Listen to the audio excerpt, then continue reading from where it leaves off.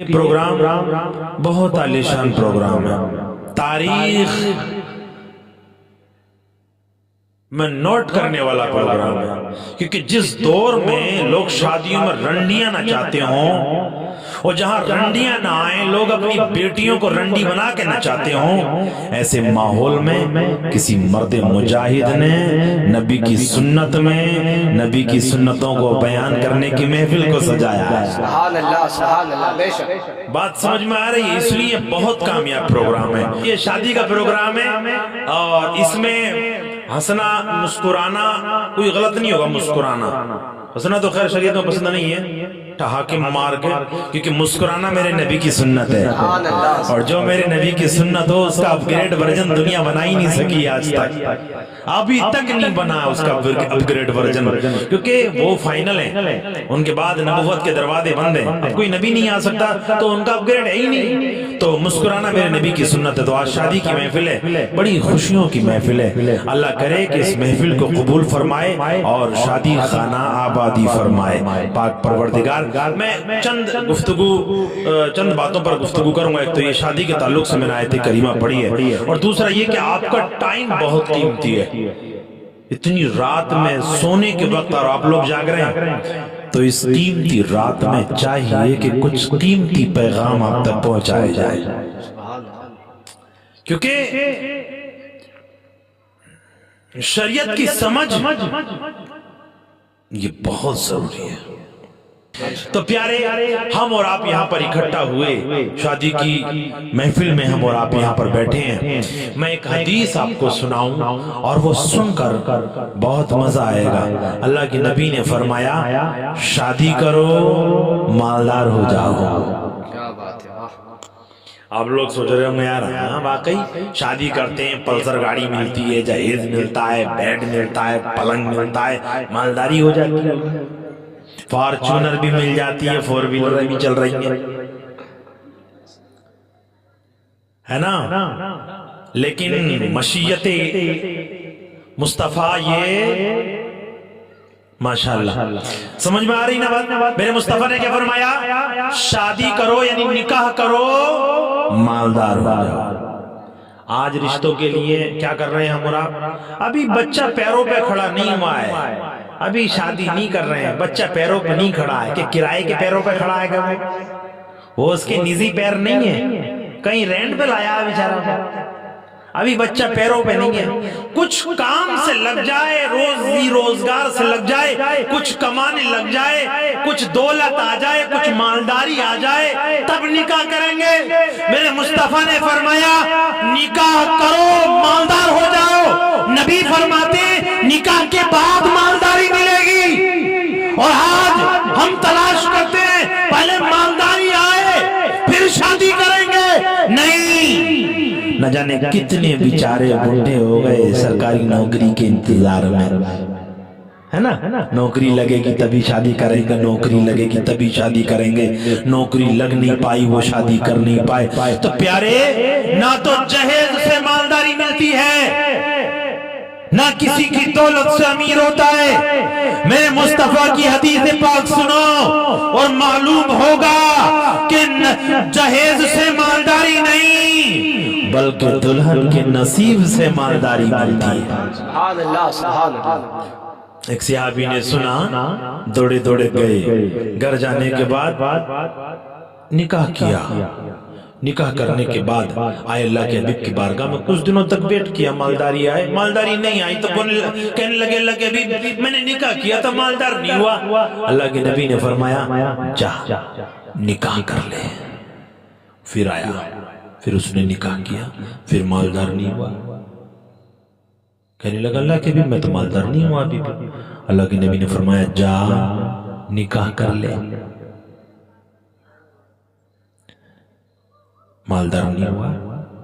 چوتھی شادی کے لیے جب حکم دیا جا نکاح کر لے، جب نکاح کیا تو بیوی بڑی سنجیدہ مزاج، نرم طبیعت والی، کہنے لگی میرے شوہر میں کچھ مشورہ کرنا چاہتی ہوں آپ سے، میری کوئی ریکوائرمنٹ نہیں ہے، मेरे कोई ख्वाब सपने बड़े नहीं हैं। मेरे शोहर, तुम सूखे टुकड़े खा के गुजारा करोगे तो मैं भी सूखे टुकड़ों पे कनात करूंगी। इतना जब सुना तो शोहर ने कहा, जी बताइए कि मैं कुछ पूछना चाहती हूँ। कि जी पूछिए। मैं ये पूछना चाहती हूँ, घर का जरिया माश क्या है, रोजगार क्या है, किसके जरिए आप, किस काम के जरिए घर का खर्च चलाते हैं? उस सहाबी ने कहा, खातून, मैं जंगल से लकड़ियां बीन करके लाता हूँ और लकड़ियां बेच करके उनसे घर का खर्च चलाता हूँ। उस खातून ने कहा, ए मेरे शोहर, कुछ मशवरा है, अगर कबूल करें तो। कहने लगी, जी बताइए। कहने लगी, मेरा मशवरा ये है, जो जंगल से लकड़ियों का गट्ठा आप लाते हो, उसमें से थोड़ी सी लकड़ियां आप एक तरफ बचा लिया करो, बाकी को बेच के घर का खर्चा कर लिया करो। कहने लगे, ठीक है, तो कोई बड़ी बात नहीं। ऐसे ही किया, लकड़ियां बीन करके लाते और थोड़ी सी लकड़ी निकाल कर रख देते, बाकी को बेच के घर का खर्चा चलाते। एक दिन बीता, 2 दिन बीते, बहुत लंबा समय बीत गया। लकड़ियों का एक ऊंचा ढेर लग गया, बड़ा ऊंचा ढेर लकड़ियों का लग गया। अचानक से आसमान से बिजली गरजी और बिजली वो गिरी और लकड़ियों को आग लग गई। और जैसे ही लकड़ियों को आग लगी तो लकड़ियां जल करके राख हो गई। आज हमारी बीवी अगर कोई मशवरा दे दे और नुकसान हो जाए तो समझ लो घर में झगड़ा कन्फर्म है। चाहे बीवी मशवरा दे या शोहर मशवरा दे, अगर नुकसान हो गया तो हमारे घरों में झगड़े कन्फर्म है, लड़ाइयां हो जाती हैं कि तूने मरवा दिया, तूने मुझे डुबे दिया, तूने कैसे मशवरा दिया था, सबको आग लग गई, सब राख बन गई। लेकिन यहाँ लड़ाई ना हुई, लड़ाई नहीं हुई, झगड़े नहीं हुए, बल्कि सहाबी घर पहुंचे और कहने लगे, खातून, वो जो लकड़ियां इकट्ठा की थी ना, वो अल्लाह ने दी थी, अल्लाह ने ले ली। अल्लाह तेरा शुक्र है मौला, तूने दी, तूने ले ली। मियां बीवी दोनों घर के अंदर शुक्र अदा कर रहे हैं। अल्लाह तेरा शुक्र है परवरदिगार, तूने दी थी, तूने ले ली। अल्लाह बेहतरी तू जानता है, इसमें क्या बेहतरी है, तू जो करता है अल्लाह बेहतरी करता है। अल्लाह तेरी बेहतरी को मौला तू जाने, तो हमें तो इतना पता है तू जो भी करता है अच्छाई के लिए करता है। इधर सब्र कर रहे हैं मियां और बीवी, सब्र और शुक्र अदा कर रहे हैं। इधर जो लकड़ियों को आग लग गई थी, जो राख का ढेर पड़ा था, एक जोहरी का गुजर हुआ। जोहरी उसको कहते हैं जो हीरे की परख रखता है, पहचान रखता है। अल्लाह अकबर। जब वो राख के ढेर के करीब से गुजरा तो उसने देखा कि राख के अंदर हीरे के रेशे नजर आ रहे हैं, क्योंकि आसमानी बिजली जहां आग लगा देती है उसमें अपने रेशे छोड़ जाती है और वो रेशे हीरे की कीमत में बिकते हैं। लेकिन उसकी पहचान एक जोहरी को होती है। वो जोहरी आग के करीब से गुजरा और जैसे ही गुजरा कहने लगा, ये राख किसकी है, किसकी लकड़ियां थी, किसकी लकड़ियों को आग लगी थी। अल्लाह अकबर। इतना कहना था, लोगों ने बताया ये फला सहाबी की लकड़ियां थी, उनको आग लगी है। उसने ये नहीं बताया कि इसमें हीरे हैं, उसने ये नहीं बताया कि इसमें हीरे की कीमत में बिकने वाले रेशे हैं। पता पूछा कहाँ है उनका घर, तो बताने वालों ने बताया, जाओ, चले जाओ, सामने फला जगह उनका घर है। अल्लाह अकबर। उधर दोनों मियां बीवी मशवरा कर रहे हैं और अल्लाह का शुक्र अदा कर रहे हैं, सब्र अदा कर रहे हैं, अल्लाह की बारगाह में उसकी रजा में अपनी रजा को शामिल कर रहे हैं। कहते हैं, अल्लाह तूने दी थी, मौला तूने ले ली, अल्लाह तेरा शुक्र है। एक दूसरे पे लानता ना की, एक दूसरे को कोसा नहीं, एक दूसरे को बुरा भला नहीं कहा, बल्कि रब का शुक्र अदा किया। इधर रब का शुक्र अदा करके बात ना हुए, वो जोहरी दरवाजे पर पहुंचा और पहुंचने के बाद कहता है, ऐसे सहाबी सुनो कि फला जगह जो लकड़ियों को आग لگی ہے کیا وہ تمہاری لکڑیاں تھی؟ کہنے لگے جی ہاں وہ ہماری لکڑیاں تھی، بتائیے۔ کہنے لگے وہ لکڑیوں کو جو آگ لگی ہے اس کی راکھ خریدنے کے لیے آیا ہوں، راکھ لینے کے لیے آیا ہوں۔ کہتے ہیں نہیں جب اللہ دیتا ہے تو چھپر پھاڑ کے دیتا ہے۔ بندہ ہے جو بے صبرہ ہو کے ناشکرہ ہو جاتا ہے، بے صبرہ ناشکرہ۔ اللہ کی بارگاہ میں ناشکری نہیں ہونی چاہیے اور بے صبری نہیں ہونا چاہیے۔ اللہ نعمت دے تو شکر بجا لاؤ، نعمت لے تو صبر بجا لاؤ۔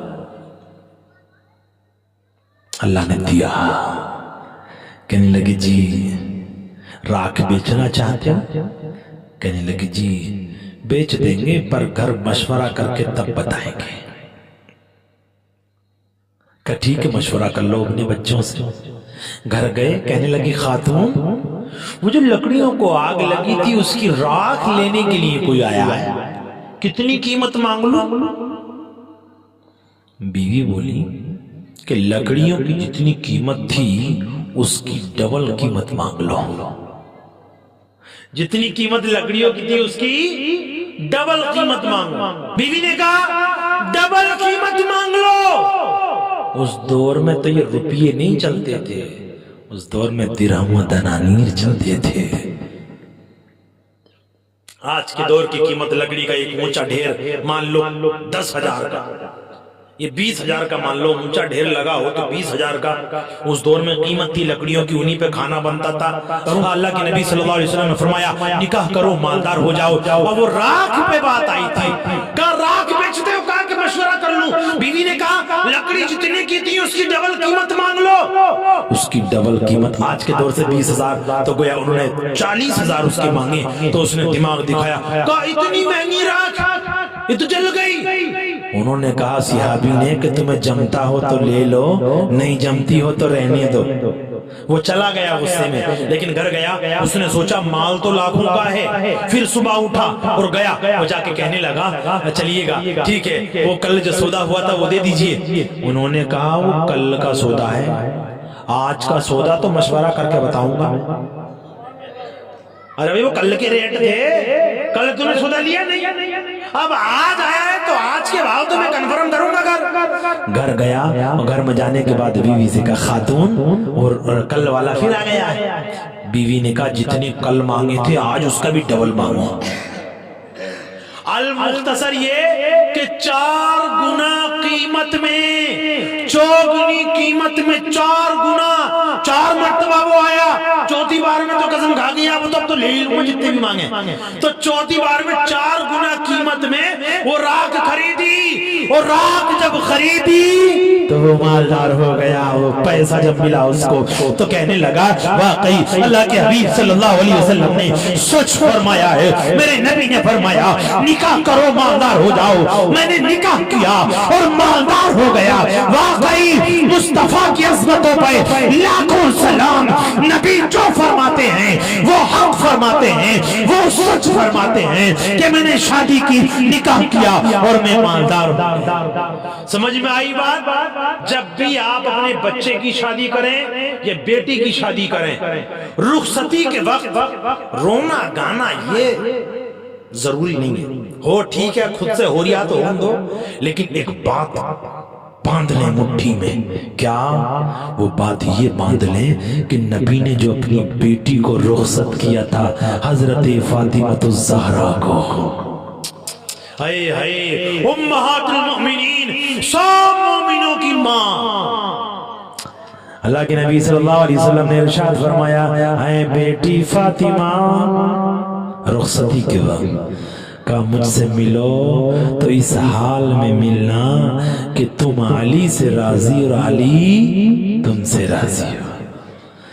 گویا پیغام میرے نبی نے محبتوں کا دیا، کچھ بھی ہو شام میں سوئیں تو معاف کر کے سویا کریں، تو خطا کی بات ہی نہیں بڑھے گی آگے۔ اس لیے اپنے بچوں کی بارات لے کر کے جائیں تو بیٹے سے کہیں بیٹے یہ بیٹی دوسرے گھر کی ہے، اس بیٹی کو تو اپنے گھر لایا ہے، اے میرے بیٹے اس کو راضی رکھنا، خوش رکھنا، اس کو خوش رکھنا۔ تو خوش رکھنے کا طریقہ یہ نہیں ہے کہ پکچر ہال میں لے جائے اس کو یا بیوٹی پارلر میں لے جائے اس کو، سمجھ گئے؟ اس لیے خوش کرنے کا مطلب یہ ہے اس کو مال و دولت کے تانے، جھوٹے سیدھے الزام، ادھر ادھر کی باتیں لگا کر اس کے دل کو ایذا نہ پہنچائی جائیں، بلکہ اس کے دل کو رکھا جائے۔ اللہ ہم سب کی حاضری کو قبول فرمائے۔